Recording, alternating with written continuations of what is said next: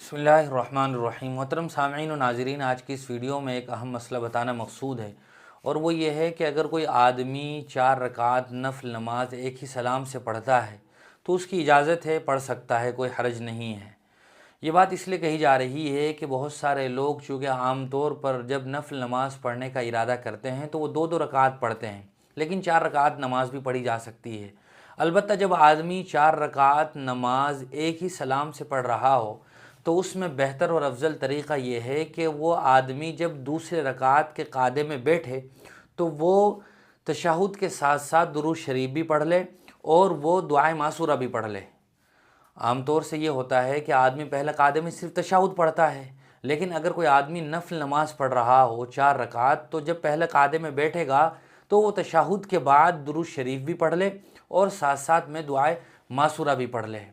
और जब वो तीसरी रकात के लिए खड़ा हो तो तीसरी रकात के लिए खड़े होने के बाद वो सना भी पढ़े और तअव्वुज़ भी पढ़े, यानी औज़ु बिल्लाहि मिनश शैतानिर रजीम भी पढ़े और फिर सूरह फातिहा और फिर सूरत मिलाए। ये बेहतर और अफजल तरीक़ा है। लेकिन अगर कोई आदमी ऐसा नहीं करता है, यानी पहले रकात के कायदे में सिर्फ तशहुद पढ़ता है और तीसरी रकात में खड़े होने के बाद वो सना भी नहीं पढ़ता, तावुज़ भी नहीं पढ़ता, तब भी बहरहाल नफल नमाज तो उसकी दुरुस्त हो ही जाएगी। इसी तरह यही तरीक़ा सुन्नत गैर मुअक्कदा में भी अपनाना चाहिए, क्योंकि वो भी नफल नमाज ही होती है। जैसे असर से पहले की जो 4 सुन्नतें हैं, असर से पहले की जो 4 सुन्नतें हैं, इसी तरह इशा से पहले की जो 4 सुन्नतें हैं, वो सुनन गैर मुअक्कदा हैं।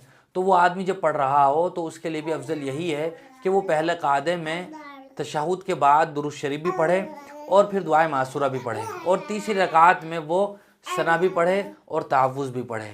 उम्मीद है कि मसला वाज़ेह हो गया होगा।